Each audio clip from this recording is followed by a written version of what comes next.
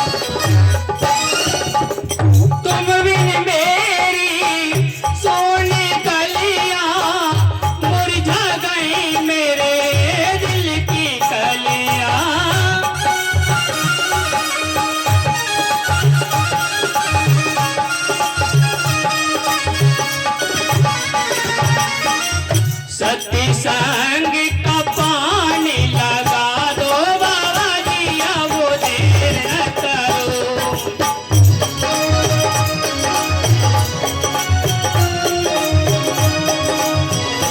नैना थकी गहेरा निहारो, दाता जी अब देर न करो।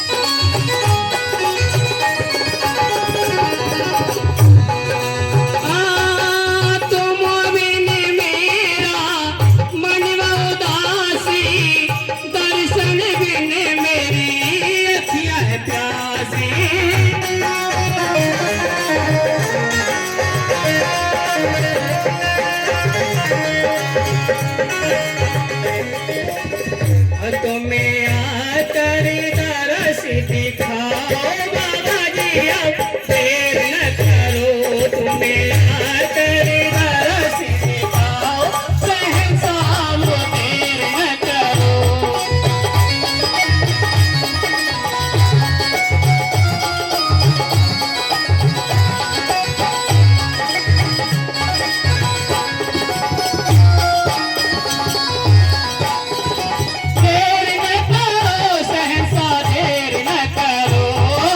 देर न करो,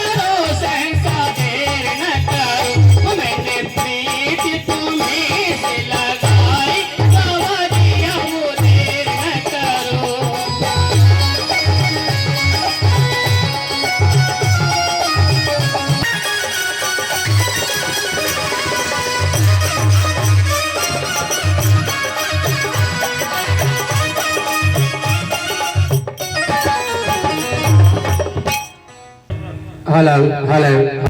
कि यदि मालिक तक पहुंचना हमारे अपने बस में होता तो अब तक हम कदापि मालिक से बिछड़े ना रहते। मालिक से मिला देने का कमाल केवल संतों में है, जिनकी संगत से जीव मालिक के रंग में रंगा जाता है। हाँ, देखो मालिक की मेहर से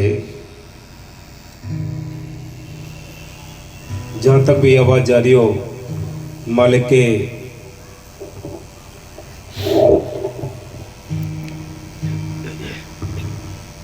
जिज्ञासु, मालिक के प्यारे सभी संत हरि के गुण आकर हम सबको समझाते हैं। क्या कहते हैं वो, हमारा देश कोई और है और किसी दूसरे देश में हम फंसे पड़े हैं। यहाँ से निकालने के लिए संत आते हैं। संत कहते हैं ये तुम्हारा देश नहीं, उस देश से चलो जिस देश का जो मालिक है तुम्हें बुला रहा है। वो कौन सा देश है जिस देश से ये रूह, ये आत्मा इस काल की शैतान की नगरी में आकर फंसी पड़ी है।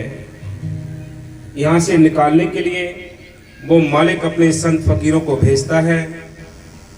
पहले भी उसने भेजे हैं, आज भी है, आगे भी आएंगे। बिना संतों के कोई भी अपने घर नहीं जा सकता। कहते हैं कि भी मालिक से मिलना हमारे अपने बस की बात नहीं। अगर हम अपने आप ही मालिक से मिल गए होते तो ये सारी दुनिया पाखंडवाद, अंधविश्वास, कर्म कांड में ठोकरें नहीं खाती। ये इस संसार में आकर भूली हुई है और भटकी हुई है। संत इसको राहदारी बख्शने के लिए आते हैं। वो समझाते हैं ये तुम्हारा देश नहीं है। क्या कहते हैं? हाँ जी, गुरु रामदास साहिब फरमाते हैं कि जीव अनेक जन्मों से मालिक से बिछड़ा हुआ है। जीव या आत्मा अनेक जन्मों से मालिक से बिछड़ी हुई है। ये रूह है, इस शैतान के बस में आकर, यहाँ इसके राज्य में आकर, इस काल के देश में आकर, काल की जेल में आकर कैद पड़ी है। इसको इस देश में, इस जेल में जुगों के जुग बीत चुके हैं। इसको अपने घर जाने का रास्ता नहीं मिला। अगर अपने घर जाने का रास्ता मिल गया होता तो हम इस पराई देश में, पराई नगरी में ना बैठे होते। ये देश पराया है, यहाँ दुखों का घर है, कोई भी सुखी नहीं है। संत इसलिए कहते हैं कि हर एक संतों ने उस मालिक से मिलने का सबसे पहला कदम कि संतों की फकीरों की तलाश करके, उनसे हर दर्जे का प्रेम करके, उनसे जो नाम मिला है नाम का अभ्यास करके अपने घर पहुंचना है। ये काम कराने के लिए संत हरि के गुमाए हैं। पहले भी थे, आज भी, आगे भी आएंगे। बिना नाम जपे, बिना संतों के मिले किसी को भेद उस मालिक के देश जाने का नहीं मिलता। हाँ जी, और इसका कारण केवल ये है कि वह अपने ही अहंकार में भरा हुआ, अपनी मन और बुद्धि के दायरे में कर्म धर्म करता रहता है। ये सारी दुनिया उलझी पड़ी है, इसको गुमराह किया हुआ है, इसकी मत मार रखी है। ये अपने घर जाने की कोशिश नहीं करते। जिनको होश आता है, जिन पर मालिक की स्वयं मेहर होती है, जिनके संस्कार अच्छे होते हैं, उनको अपने घर जाने की चिंता होती है। बाकी सब अपने घर को यहीं बनाए बैठे हैं कि यही हमारा घर है। अगर यही घर होता तो ये कीड़े मकोड़े, पेड़ पौधे, पशु पक्षी, इनको यहाँ आने की क्या आवश्यकता है? क्यों बनते हैं? ये 84 का जेल खाना है। यहाँ क्रम बाई क्रम जूनियों में जाकर ये चक्कर काटना है। इससे निकलने के लिए संत आज़ादी कहते हैं, मोक्ष कहते हैं, उद्धार कहते हैं। इसलिए संत कहते हैं वो रास्ता मिलेगा संतों के फकीरों के जरिए। मौके के जब संत आते हैं वो मौके का कलमा देते हैं, मौके का नाम बकसते हैं। उस नाम का अभ्यास करके अंदर उस खुदा को, मालिक को प्रकट करना है। ये काम कराने के लिए संत आते हैं। बिना संतों की सोबत के किसी को इल्म मालिक से मिलने का नहीं मिलता। एक मौलाना रूम साहब फकीर हुए हैं, उन्होंने अपने एक कलाम में लिखा है कि कोई भी शख्स जब किसी वृक्ष के नीचे बैठता है तभी उसको एहसास होता है फल का और उसकी छाया का। इसी प्रकार उन्होंने लिखा है कि अगर मुझे मेरे मुर्शिद ना मिलते, शम्स तबरेज़ साहब ना मिलते, उनकी मैं सोबत ना करता, उनका इल्म, उनकी जो दया बख्शिश मेरे अंदर काम करने लगी, तभी तो आज सब लोग मेरे को मौलाना रूम कहते हैं। मौलाना रूम साहब ने बड़े सुंदर तरीके से लिखा है कि जो कुछ मिलना है कामिल मुर्शिद से मिलना है, यानी मौके के संतों से मिलना है। जब तक संत नहीं मिलते तब तक उस मालिक से बात नहीं हो सकती। हम कितने ही बाहर के कर्म कांड जब तक तीरथ व्रत कर लें, ये ऐसे हैं जैसे घड़े में पानी डालकर, मथनी डालकर उसको रिगड़ते रहेंगे, मक्खन नहीं निकल सकता। मक्खन तभी निकलेगा जब दूध लेंगे, गर्म करेंगे, जामन रखेंगे, इस तरह रखेंगे, तब कहीं जाकर वो उसके अंदर से मक्खन निकलता है रिगड़ने पर। इसी प्रकार संत कहते हैं जितने भी हमारे कर्म कांड, पूजा पाठ, जाप ताप, तीरथ व्रत हैं, इनसे कुछ भी नहीं बनना है। इनसे हमारी रूह जो आत्मा है वो सिमट नहीं सकती। अभ्यास करने से ही रूह सिमटती है। जब तक ये इसका साधन नहीं मिलता रूह को, यानी सूरत को सिमटने का, तब तक कोई बाहर का इल्म काम नहीं करता। वो इल्म है संतों के जरिए बख्शा हुआ नाम, वो हमारी इस सूरत को सिमटाने का काम करता है। हाँ जी, अगर संतों की संगत प्राप्त कर ले, संत कहते हैं, बाबा मेरे साहब जी कहते थे, भाई सुनो, ये पराया देश है, ये अपने घर चलने के लिए आपको श्वास श्वास सिमरन करना है। चलते फिरते उठते बैठते नाम लेना है, नाम जपना है। वो मालिक अंदर बैठा है, वो राम अंदर बैठा है, बाहर नहीं है घट में सूजत नहीं, लानत ऐसी जिंद, तुलसिया संसार को भयो मोतिया बिंद। इस संसार को क्या करें? सभी धर्मों के अगुआ आते हैं, वो क्या करते हैं? वो बाहर के आडंबर खड़े कर देते हैं।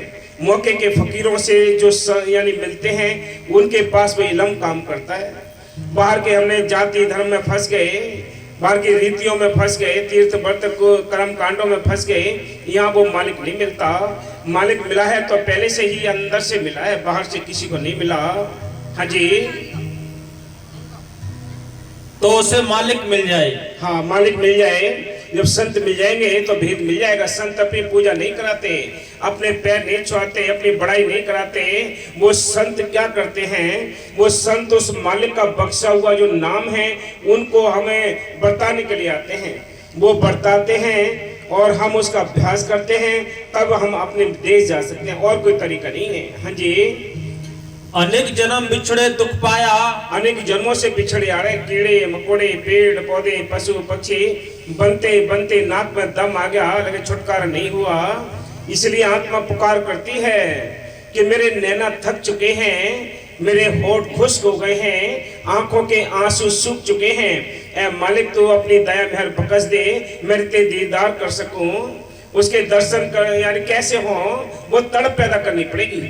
अगर तड़प नहीं है तो हिंदू, मुसलमान, सिख, ईसाई, जितने वह संत यानी उनके जाने के बाद जो पंथ बनते हैं, संप्रदाय बनते हैं, इनमें सारों में बिना प्रेम के कोई भी मालिक को नहीं पा सकता।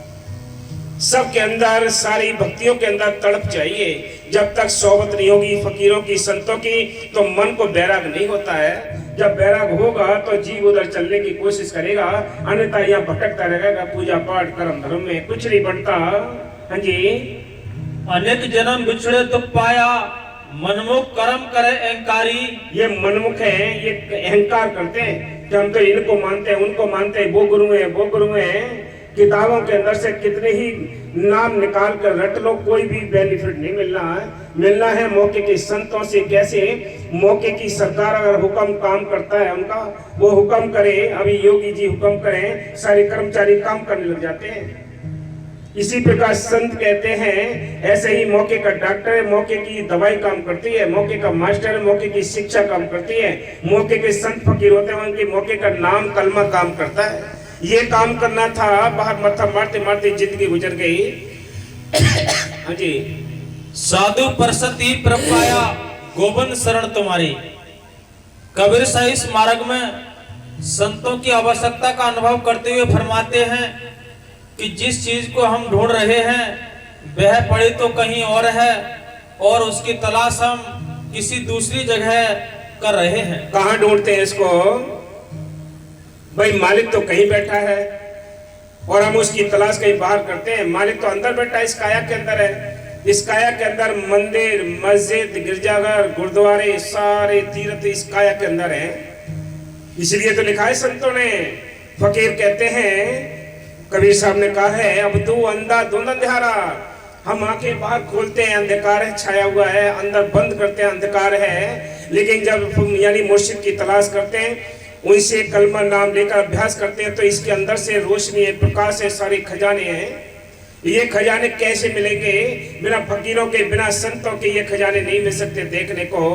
इसलिए संत आकर समझाते हैं कि अब तू अंधा धुंध अंधियारा, या गढ़ भीतर गंगा जमुना यही में गढ़ गिरनारा, या गढ़ भीतर सोना चांदी यही में पर खनहारा, या गढ़ भीतर आए लेते हैं राम कृष्ण अवतारा, कहत कभी सुनो भी साधु यही में गुरु हमारा।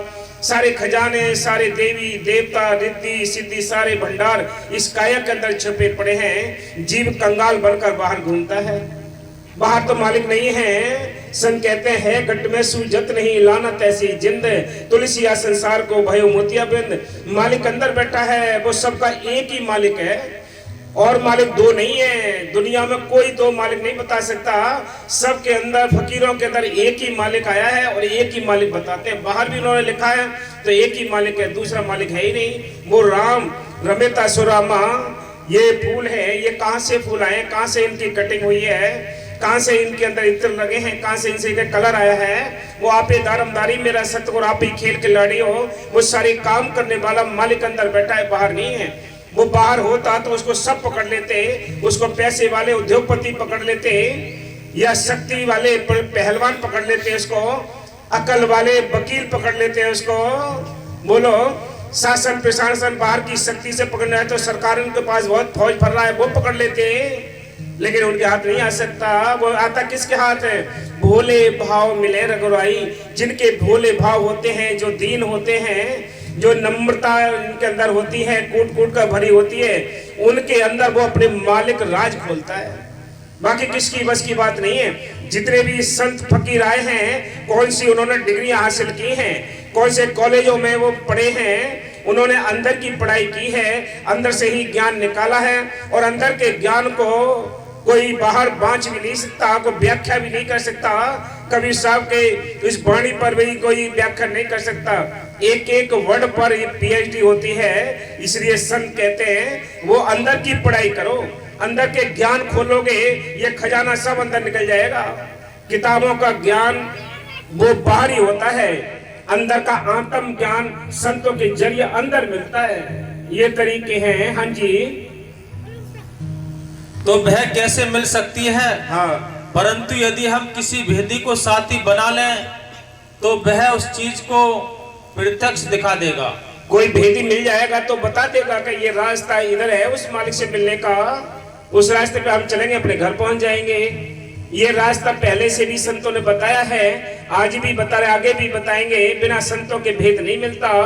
इसलिए कबीर साहब ने कहा है, बस तो कहीं ढूंढे कहीं, मालिक तो अंदर बैठा है, हम ढूंढते उसको बाहर है। मंदिर में ढूंढते हैं, मस्जिद में ढूंढते हैं, गिरजाघर ढूंढते हैं, गुरुद्वारे ढूंढते हैं, तीर्थों पर ढूंढते हैं उसको, लेकिन वो मालिक सबको मिला है तो अंदर से ही मिला है, बाहर से किसी को नहीं मिला। कोई भी ग्रंथ शास्त्र उठा कर देख लीजिए, आप ग्रंथ शास्त्र उठा के देख लो, अनुभव कर लो और हमारे पास लेकर आओ। अगर कोई ये बता दे, कोई भी ग्रंथ बता दे कि मालिक बाहर से मिला है, जब भी मिला है तो अंदर से और संतों के फकीरों के जरिए मिला है। ये सत्य बात है। ये संत मत से दुनिया दूर रहती है, पाखंड से खुश रहती है। इसलिए संत कहते हैं, टाइम गुजरता जा रहा है, ये श्वास बड़ी कीमती है। कहता हूँ कह जाता हूँ, कहूँ बजाकर ढोले, एक श्वास खाली जाता है 3 लोक का मोले के। श्वास की कीमत लोकी के मोल की समान है, जो हम बातों बातों में, कर्म कांडों में उलझाते जा रहे हैं, खत्म करते जा रहे हैं। हाँ जी।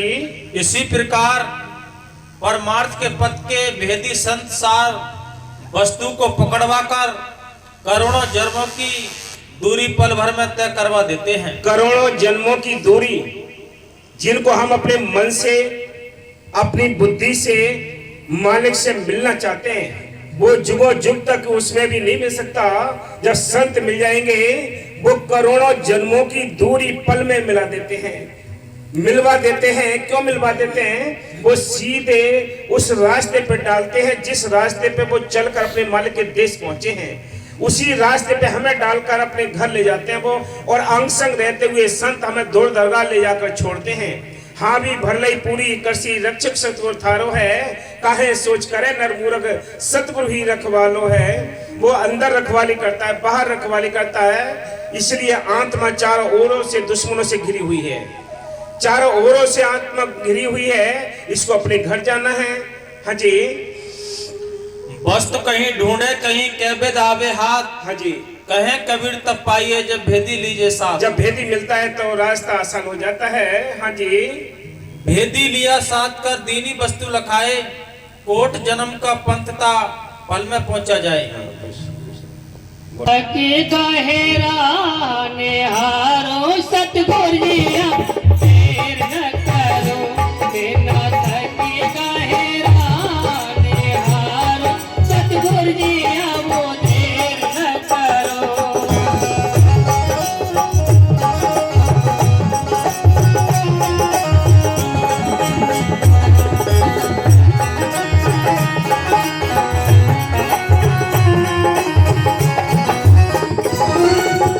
भवसागरों में मेरी नैया, तुम विधाता कौन खिवैया।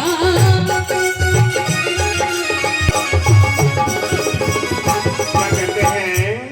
भवसागर क्या है? भवसागर का पानी का सागर। जंगल में ये रूह आत्मा यहाँ पड़ी है, इसको निकलने के लिए कोई रास्ता नहीं।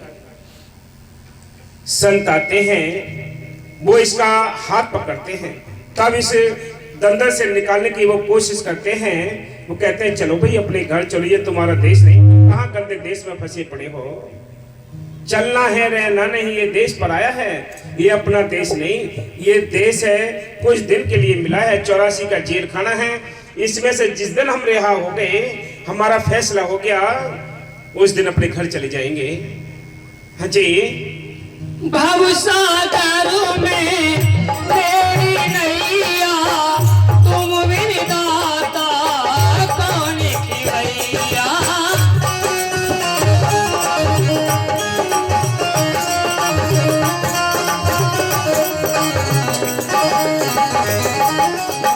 तुम्हें आकर पार लगाओ दाता जी अब देर न करो, मेरा थकी गहरा निहारो सतगुरु जी अब देर न करो।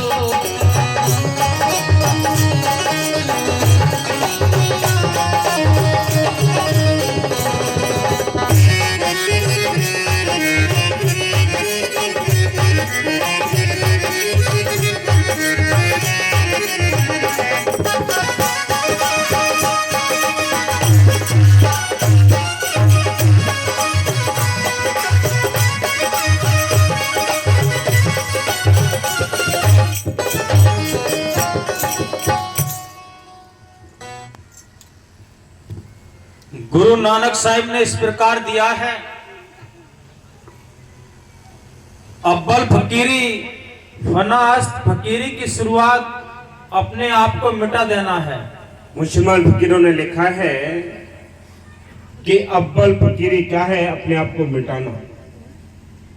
सारी दुनिया अहंकार में फंसी पड़ी है, कौन किस की बात को सुनता है, कौन दीन बनता है। संतों ने लिखा है कि दाना जैसे मिट्टी में जाता है, सड़ता है, गलता है, दो फाड़ होते हैं, तब खुशनुमा एक पौधा बनता है। इसी प्रकार अगर तुमने उस मालिक को पाना है तो पहले अपने आप को मिटाना ही पड़ेगा, अहंकार से निकलना पड़ेगा, तब कहीं जाकर वो उसकी रहमत होती है। हाँ जी, बस बोलो। मुझको पर बतावे,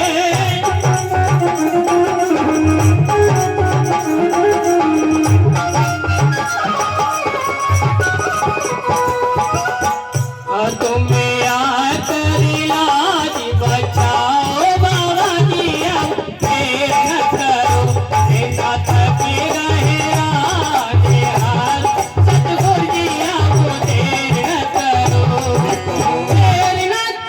संत कहते हैं ये सारी दुनिया एक ही मालिक ने बनाई है, सारी दुनिया का भी मालिक एक है। जिस दायरे में जिस जगह संत फकीर आते हैं वो उसी दायरे में ही मजहब खड़े हो जाते हैं। इसलिए संत कहते हैं कि सबका मालिक एक है, लेकिन अनेक क्यों बनाए हैं। जिस जगह संत फकीर आ गए उन लोगों ने उनको ही मान लिया। वो सबका एक ही इशारा बताते हैं। वो कहते हैं कि उस मालिक को पाने के लिए क्या करना है, हर दर्जे की प्रीत करके ब्रह प्रकट करके अंदर उस मालिक को देखना है, बैराग पैदा करना है।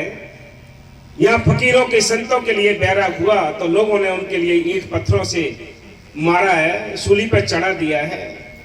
क्या कसूर किया है उन्होंने? कसूर कुछ भी नहीं किया। ये मूर्खों का टोला है, ये संसार मूर्खों का टोला है। संत फकीर मूर्खों के हाथ चढ़ गए, खाले खींच ली, फकीरों की संतों के सूली पर चढ़ा दिया। बोलो, गरम तवे पर बिठाल कर गरम रेत डालकर मार दिए। क्या क्या कमी की थी उन्होंने? कमी केवल इतनी थी कि उन्होंने उस मालिक का भेद खोल दिया। मालिक का भेद खोल दिया, उसका राज खोला, यही तो गुनाह हुआ। इसलिए संत कहते हैं जब जो मालिक के इश्क में दीवाना होता है तो दुनिया उसको पागल कहती है। पागल कहती है, बोरा कहती है। कवि साहब कहते हैं मैं बोरा सब सकल सियाने, कि मैं बोरा हुआ हूं, तुम मेरे पीछे क्यों बोरे हो रहे हो? मैं अकेला ही तो बोरा हुआ हूं। उनको किसी भी संत फकीरों का जीवन उठा के देख लीजिए, इतिहास उठा के देख लीजिए, किसी ने उनको सहारा नहीं दिया। ये दुनिया ऐसी है जैसे बेर और केर का संग होता है। जहां बेर का पेड़ हो वहीं पड़ोस में आप एक केले का पेड़ लगा दो। जब हवा चलेगी वो सारे पत्ते केले के वो बेर की टहनियां सारी फाड़ देती है। इसी प्रकार संत कहते ये जगत का और भगत का कभी मेल नहीं होता। ये सारी दुनिया पाखंड में फंसी होती है। संत अटल फैसला करते हैं, सच्चाई खोलने के लिए आते हैं, इसलिए वो बैरी बन जाते हैं। लोग उनके पीछे पड़ जाते हैं। कोई बिरले उनकी इल्म को या उनकी हकीकत को जानता, बाकी सारी दुनिया नहीं जान सकती। क्योंकि ये बाहर का ना दिमाग जान सकता है, ना बाहर की आंखें देख सकती हैं, ना बाहर के ये कान उसको सुन सकते उन वाणियों को। वो अंदर की चीज है, अंदर की चीज हर एक इंसान समझ नहीं सकता। हाँ जी, देर ना करो, देर ना करो, देर ना करो शहंशाह, देर ना करो। धन धन सतगुरु तेरा ही आशा।